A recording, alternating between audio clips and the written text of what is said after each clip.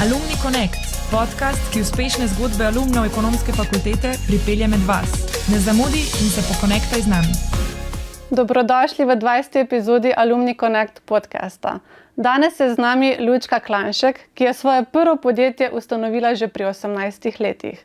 Njena izobraževalna, kot tudi podjetniška pot jo je vodila čez lužo v ZDA. Svojo študijsko pot je nadaljevala na Harvard Business Schoolu, kot tudi na Stanfordu. Danes je ponovno naša študentka na doktorskem študiju. Lučka, lepo pozdravljena. Zelo me veseli, da si danes z mano in da bova skupaj posnele eno odlično epizodo. Najlepša hvala za povabilo. Kot sem rekla, sem zmeraj tako vesela priti na tole ljubo fakulteto. Z veseljem. Zdaj pa mogoče bi najprej začela s tvojo študijsko potjo, bova poslovno še malo pustila. Okay. Pa me zanima, diplomirala si na ekonomski fakulteti, pa me zanima, če te vprašam, kakšna si bila kot študentka? Super, jaz bom začela mečkano voda, bom tlele naredila. Jaz sem doma iz obrtniške družine, oče pa mama sta 57 leta, ko sem se jaz rodila, ustanovila podjetje Vipi za brezalkoholne pijače. Imam 4 leta starejšega brata. In midva so odraščala v tej obrti, takrat v tej Jugoslaviji, in mi smo bili tako podjetniška družina, da sem jaz pri 11 letih naredila s pomočjo profesorja za likovni pouk v osnovni šoli prvo našo steklenico za Vipi. To je tako, z bratom smo vozila to oranžado okrog in prodajala in tako naprej, tako da jaz sem bila v bistvu vzgojena v tem podjetniškem smislu.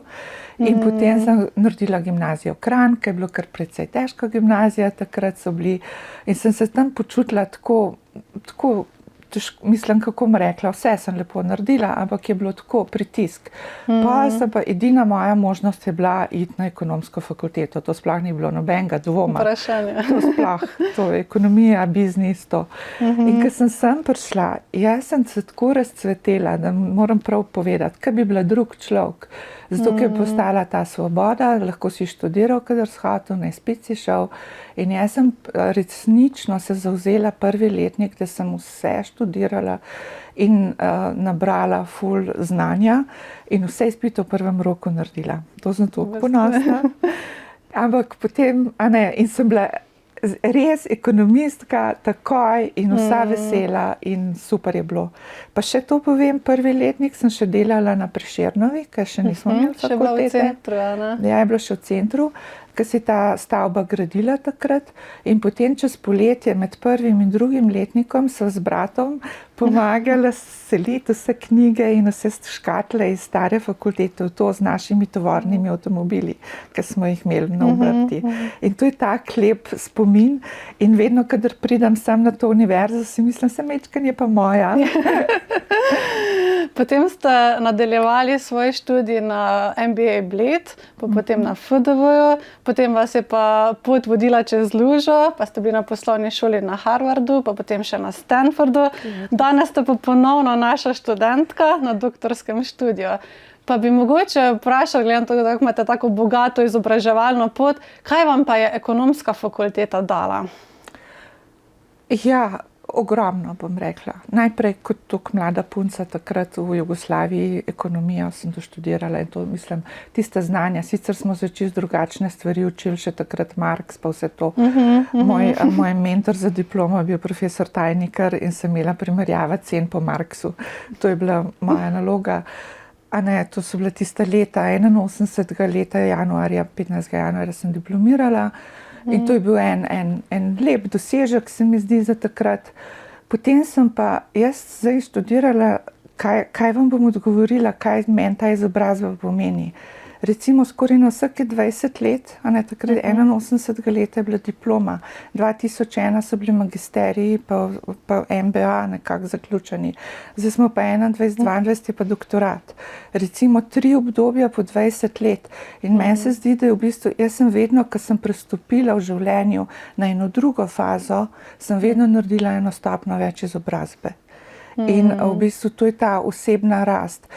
In je bilo čudovita ta izkušnja, da sem šla na iz fakultete sem zraven obrt vodila, pa vse to se poslovno pot bova pol kasneje. Ampak potem je bilo potreba na FDV, sem naredila human resource. Da ste lepo povezali. Ja, da sem povezala, ker sem rabila znanja. Potem MBA pri dr. Purgavi, takrat so bili profesori, so bili, iz tujine, so bili že Casey, je bilo že tako angleščina. Je bila že angleščina. Takrat sem nabrala te izraze, pa tako, da sem pridobila toliko znanja in podlage, da sem bila jaz sploh sposobna pol na Harvardu vse to poslušati. Harvard mi je pa odprl drugo dimenzijo, moram reči. Tako kot rečem, iz celega sveta so šolci, profesori taki, pripeljali so nam take izjemne goste. Ja, če bi mogoče malo primerjali, kakšna je razlika med slovenskim pa nekako ameriškim šolskim sistemom?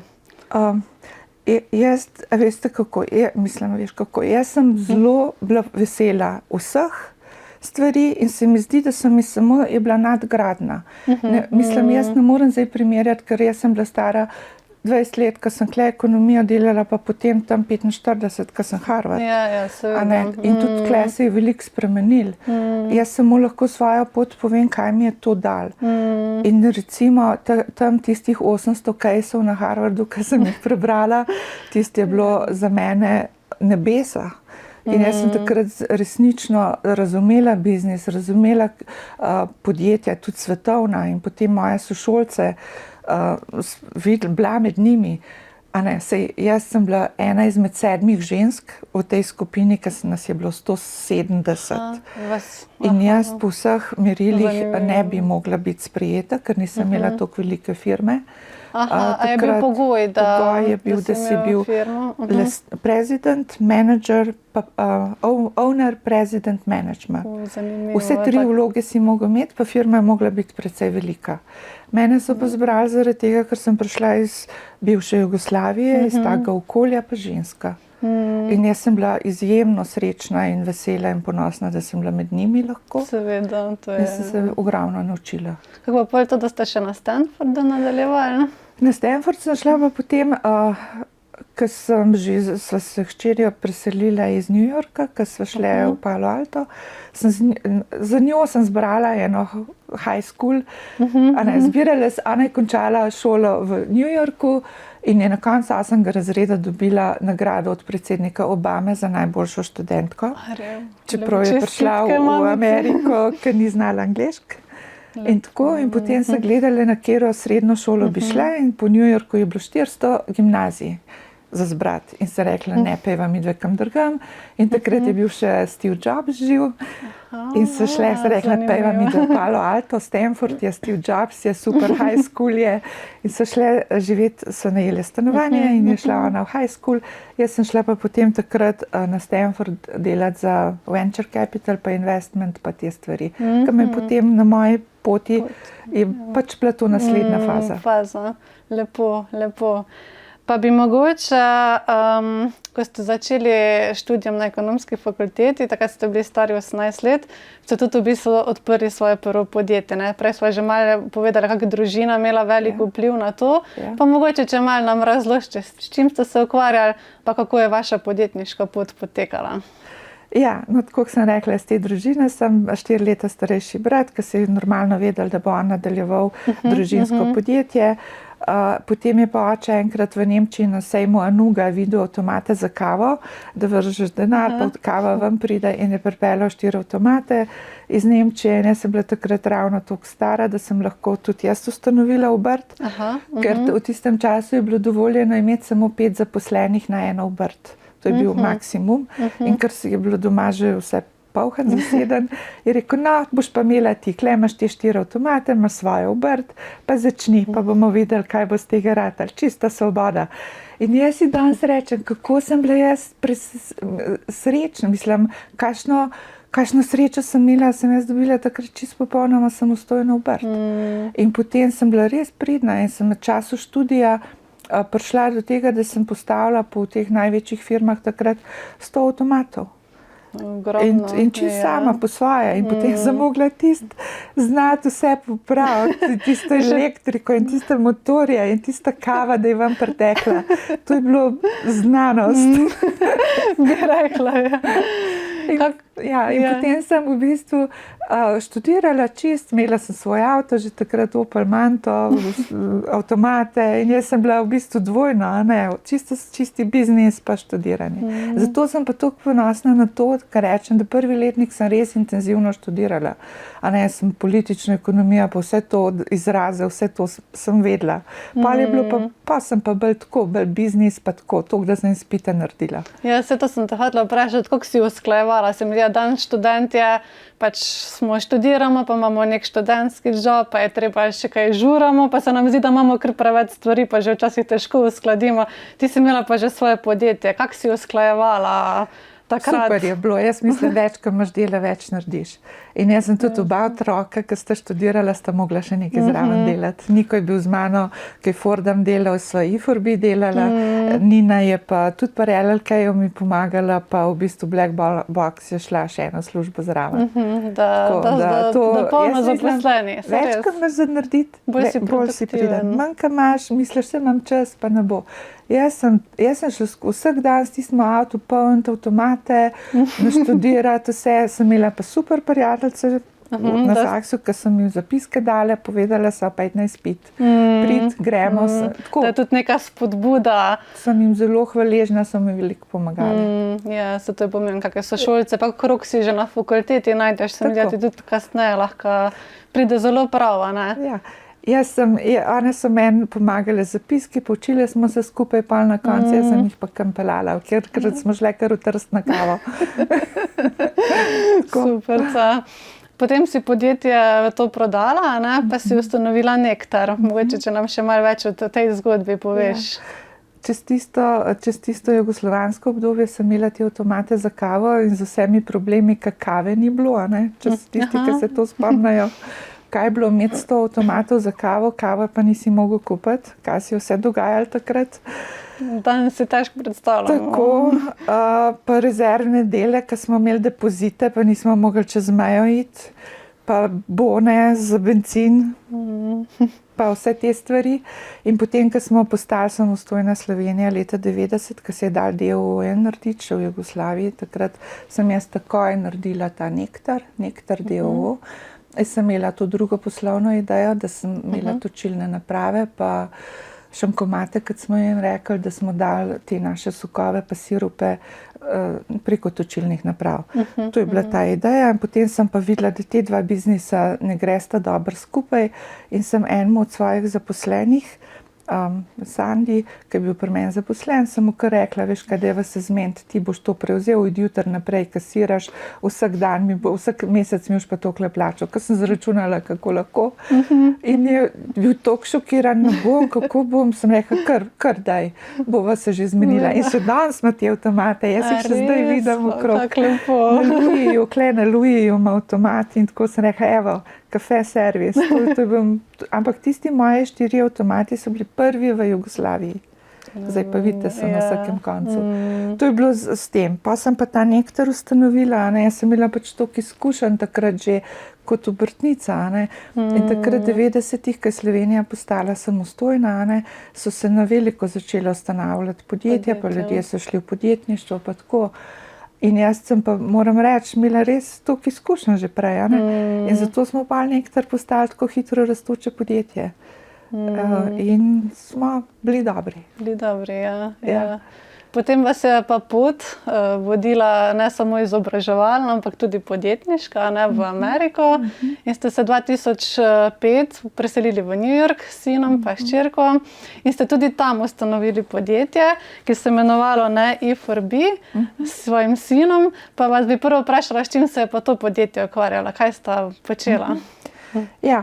Tako, v bistvu moja pot za Ameriko se je začela leta 1999, ko sem že ta prvo pošiljko produktov poslala na sejem v New York. Takrat za Nektar. Pa takrat smo že tudi na Fancy Food šli na Japonsko. Pa v tistem času Nektarja sem dobila recimo v Pittsburghu nagrado zlato medaljo za inovacijo za ta produkt, pa v Nürnbergu tudi. Tako da smo že iz Nektarja iz Ljubljane šli v svet. Potem je pa bilo tista stvar, da sem 2000 opisala na Harvard, 2000 sem ga dokončala in ko sem jaz videla vse te case, pa vse te moje sošolce, sem ugotovila, da je Slovenija majhen pretesna postala za mene. In sem rekla, mi smo takrat imeli 75% tržni delež z nektarjem na točilnih napravah. Tekmovali smo pa s pivovarnami, Unijom pa s Coca-Cola. Naša prednost je bila to, ko smo tisti borovničev sirup pa tiste negazirane pijače dali na šankomate in to je bilo tisto, ko smo bili potem toliko boljši.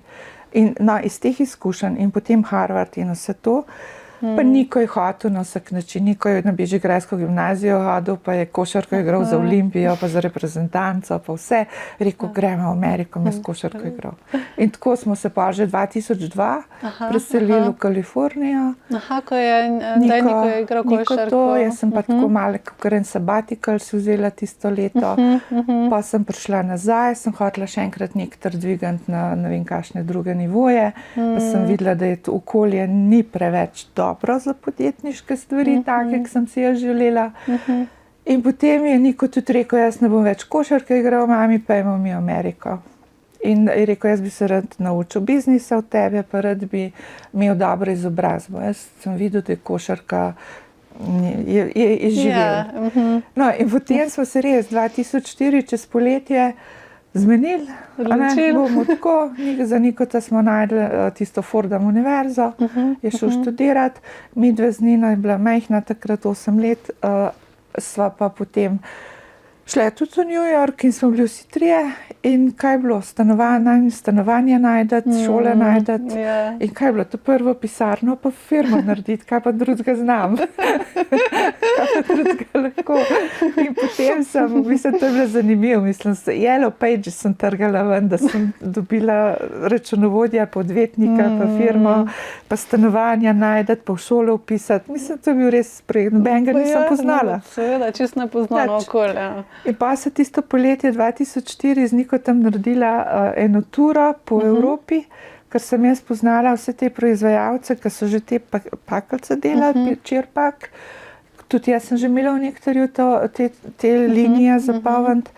In pa so šla okoli in sem naredila turo od vseh proizvajalcev, na koncu zbrala v Belgiji firmo Materne, ki so delali marmelade pa take stvari. In sem videla doma v kuhinji zmešala tiste 5 okusov, koliko jagod, koliko malin, mislim tega borovnic in tako dalje. In so 5 okusov in to se jim nesla gor recepture in so naredili in potem smo se vse zmenili za outsourcing in smo se mi bili v New Yorku, na Manhattanu, na Madison Avenue sem najela pisarnico majhno, pa na 42. cesti. Firmo so ustanovila, sem rekla, da je biti partnerja, pol. Ti si mlad, jaz imam izkušnje, da je probati. Super kombinacija. Produkt sva od začetka do konca skupaj razvila. Vse so delala skupaj, ker sem ga hotela naučiti, 20 let je bil star. Seveda. In v bistvu čez dan so bilo cel dan v pisarni, popoldne, zvečer je hodil pa na predavanje na Fordham, ki si lahko tako naredil. Si lahko prilagodil. Študiral je pa jasno ekonomijo, pa information and technology, tako da si izbral te stvari. In to so bile 3 leta, so bile skupaj v pisarni cele dneve sama in so speljala to firmo do tega, da so prišla v Forbes. Ja, mogoče bi še to kaj več povedala, ne? Zelo hitro ste bili tudi v New York Timesu, ne? Ja. Čisto sama sem bila na tisti pisarni, jaz vam moram povedati, jaz nisem vedela, kaj me kdo klical, odkot je Amerika, telefonskih številk nisem vedela, mislim, res je bilo težko, to je bilo težko. V bistvu, v Sloveniji sem imela v enem trenutku 50 ljudi zaposlenih v nektarju in sem imela tajnico in sem naročila, pa temu. Potem sem bila pa sama, pa to kvetujem okolju, ker ne vem, mislim, tudi tuje okolje je drugače, seveda. Funkcionirajo. In v bistvu začela se tako, da sem enega gospoda najdla, ki je bil lastnik 30 supermarketov, King's supermarket v New Jersey.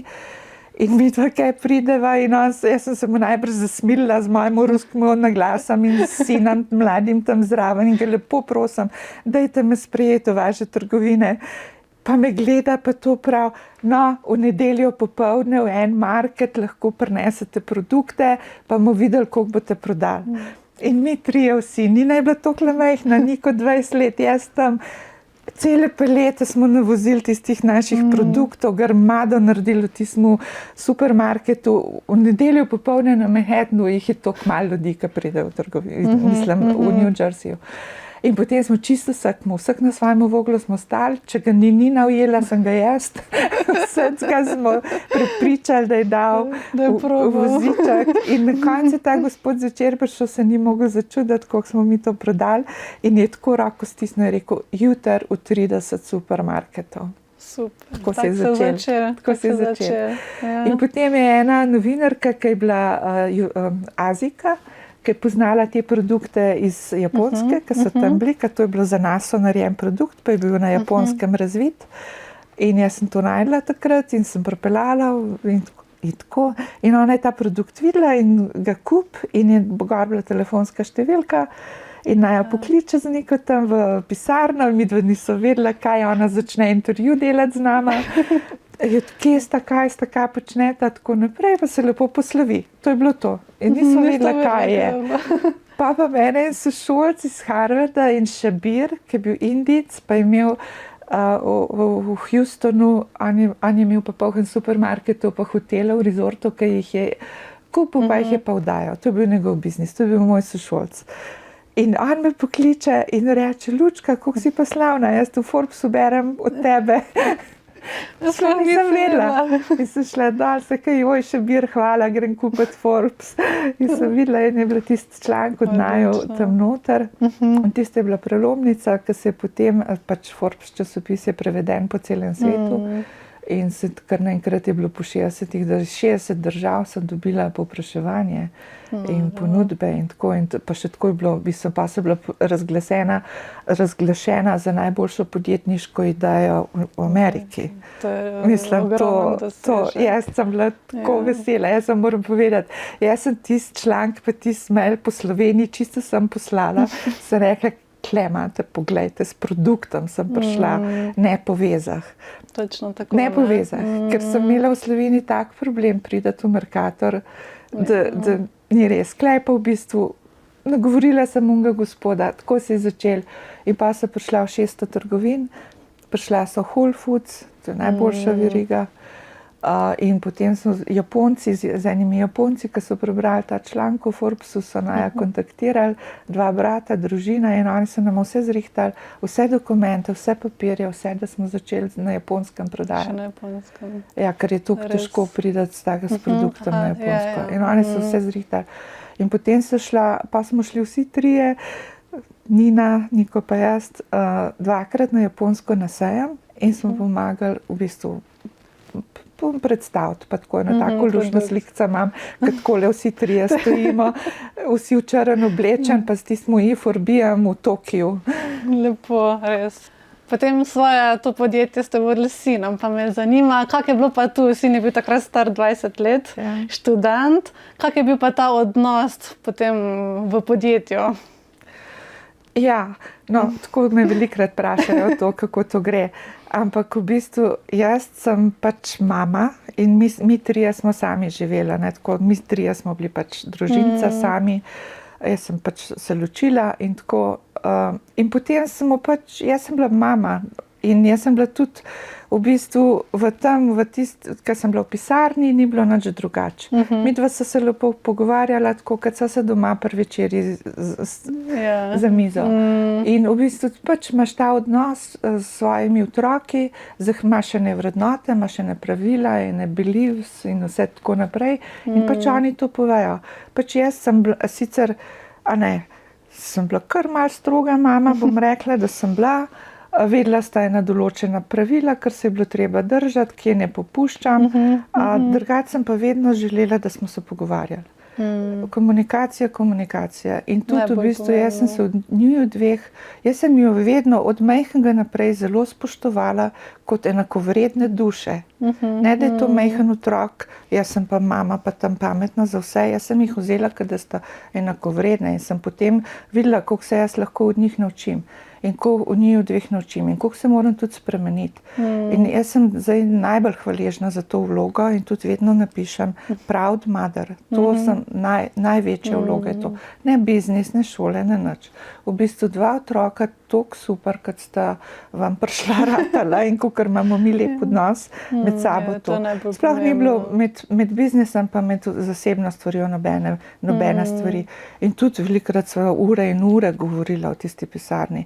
In jaz sem na koncu potem prav dala vgravirati tablico, da naredil si master degree, jaz ti podpišem, da si dobil vse skupaj, zdaj tako, v bistvu toliko pogovorov, ves prenos znanja, izkušenj, kar sem jaz imela, pa še točno direktno na fizičnem podjetju, na produktu, na vsem, so se naučila. Vse. In potem sem jaz mislila, zdaj pa to narejen. In potem je on tudi diplomiral na Fordham univerzi 2008 in potem sem se res odločila, sva se, sama sem bila, toliko sem imela veliko dela tam in tako, zdaj treba pa na drug nivo spraviti to podjetje. Treba je proizvodnjo v Ameriki narediti, ljudi zaposliti, to je čisto druga faza, kot vse outsourcati, pa samo menedžirati, pa prodajati.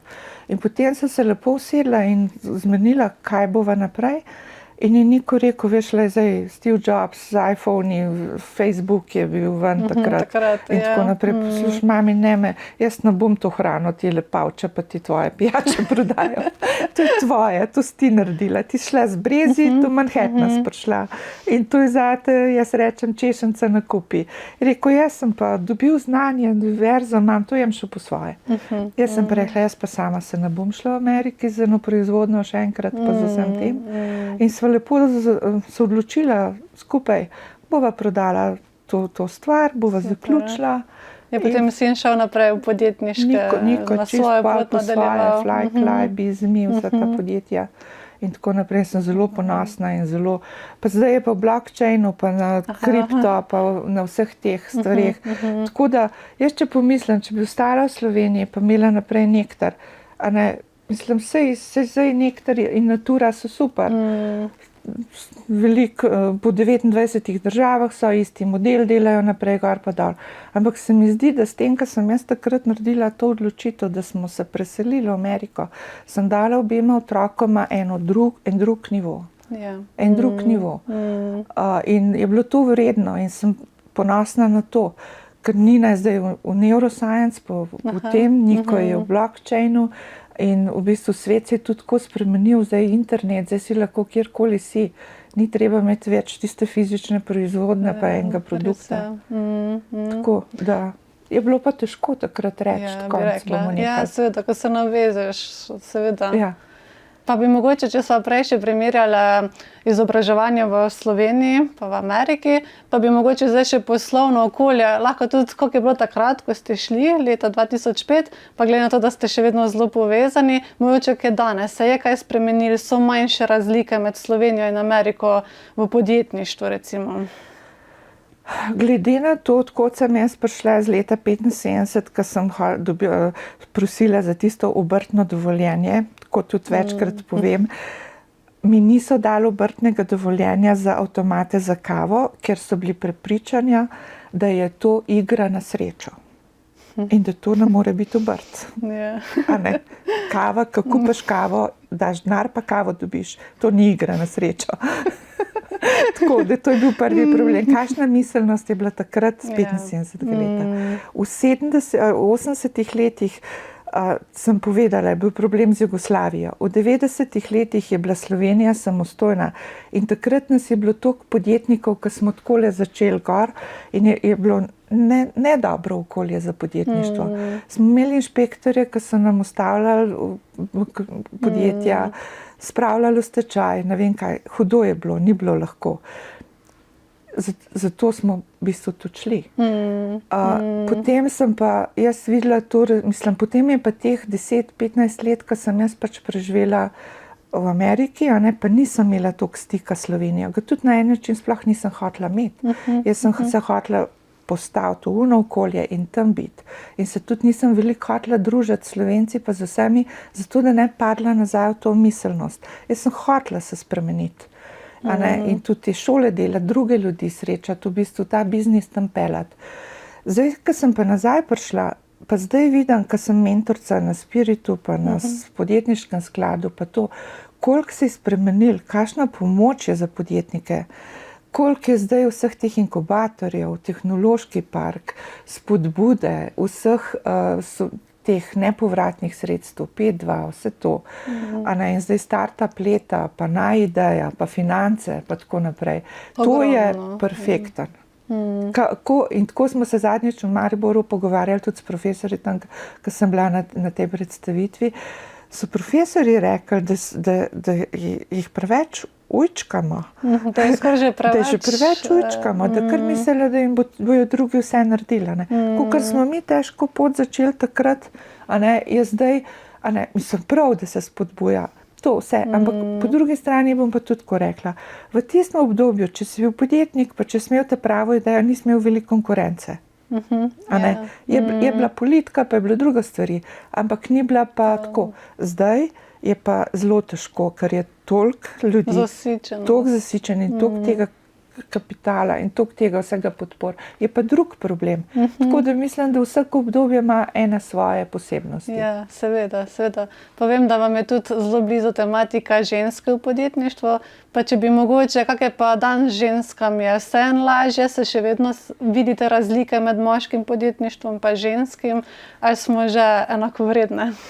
Jaz mislim, da tle sploh ne bi smeli biti razlike, da sploh ne bi smeli tega govoriti, ampak da podjetnik je tista, je moška, je ženska, ki ima vse tisto passion, tisto žilco in tisto stvar, da to naredi. Velikokrat pa mislim, da je predvsem narobe vzgoja, pa mame so pri temu zelo pomembne. Mame, kako vzgajajo svoje otroke. In tudi jaz sem zelo rada ta družinsko podjetništvo, family business, sem veliko študirala od tega in rečem CEO, Chief Emotional Officer je pa mama. Emotional officer. In mama je tista, ki lahko naredi, da so otroci zainteresirani, da grejo naprej v podjetništvo, ali pa jim čist vse uniči voljo. In zdaj, ko mentoriram te ženske, zmeraj povejo, mama rekla, pej tu službo, pej to porod, se me otroke, pusti to primer. In v bistvu veliko žensk je, ki ima to v sebi, a ne pa jo ta okolje zavre. Jaz sem samo rekla, nič ni razlika med moškim in ženskim, samo ženske morajo bolj biti odločne in same stopiti naprej in se izboriti pot. Res je. Nič ni tako, kot vse posod. Jaz se nikoli nisem počutila, da je meni kaj manj, ko sem ženska. Jaz sem z mojim bratom, sem zmeraj mu rečem, hvala, ker si bil tak, sva tako tekmovala. Čisto vse sem delala, jaz sem tovornjake vozila, jaz sem mašine šraufala, jaz sem vse naredila. Meni se ni, pa še peglati, pa kuhati sem znala. In v bistvu nisem nič čutila manj. Lahko sem študirala, lahko sem se ločila, lahko sem vse naredila. V šolo šla, vse. To razlika pa je, ker sem jaz v Jugoslaviji odrasla pravzaprav. Mi smo bile toliko izobražene in toliko samostojne ženske, mi smo lahko vse počele. Mi smo bile v socializmu, smo imele vrtce, smo lahko na univerze šle, vse. Ker sem prišla v Ameriko, ker je toliko podjetno okolje, pa so ženske v glavnem doma, za housewives. In v bistvu to razliko sem jaz videla. Meni v Sloveniji pa v Jugoslaviji ni bilo nikoli nič, da sem jaz kaj manj, če sem ženska. Večjemu več. Danes se tudi zelo povezujete z mladim, ste aktivni v mentorskih sistemih. Pa me zanima, kaj lahko ponudite mladim, kak jim svetujete na njihovi življenjski, kot tudi poslovni poti. Zakaj je mentorstvo tako pomembno? Mene to zelo izpolnjuje in zelo rada sem in toliko veliko nazaj dobim teh daril od teh mladih ljudi. Sem zelo vesela, da imam to priložnost, da lahko to delam. Prvič toliko teh mojih izkušenj iz Slovenije, iz Jugoslavije, Amerike in tako naprej, s toliko podjetij in z 2 svojima otrokoma. Ne. Jaz že lahko samo klepetam, pa svoje zgodbe pripovedujem, pa jim že s tem toliko veliko dam. Ogromno. Ja. In to, da jih poslušam in da imam tako mirno energijo in da mi lahko povejo in vidim, kako se odprejo, kako mi takoj življenjske zgodbe povejo. Takoj pridemo do kaj drugega, ker ni samo biznis, vedno je potrebna druga plat, osebna rast, pa vse te stvari. In sem zelo, zelo vesela. Ta druga stvar je pa tudi, v bistvu rada to delam, res rada to delam. Ja. Lepo. Mogoče začele smo z izobraževalno potjo, pa bi mogoče tudi končale, se mi zdi res super. Še vedno si naša študentka na doktorskem študiju, pa me zanima, o čem pišeš v svoji doktorski dizertaciji, pa zakaj si se za to temo odločila? V doktorski dizertaciji pišem o ženskem podjetništvu v Sloveniji v 3 različnih obdobjih, Jugoslavija, Slovenija, pa kaj Slovenija v Evropi. Kaj je bilo, kaj se je dogajalo, kakšne spremembe so, kako je politični pa ekonomski kontekst se spreminjal čez vse. Pravzaprav vsa 3 obdobja, v katerih sem jaz živela. In v bistvu to je super tema, ki mi je všeč. Potem odločila sem se pa za doktorski študij pravzaprav zaradi tega, kot sem rekla, vsake toliko časa nova stopnja izobrazbe, novo obdobje in v bistvu reinvent yourself. Vsake toliko časa reinvent yourself. In potem hčerka je 40 let, jaz sem bila 40, ko se je ona rodila, imamo točno 40 let razlike. In je ona potem se tudi odločila, da je prišla v Slovenijo in študirati, sem rekla, pojdi ekonomijo v Ljubljano, tako kot sem jaz začela.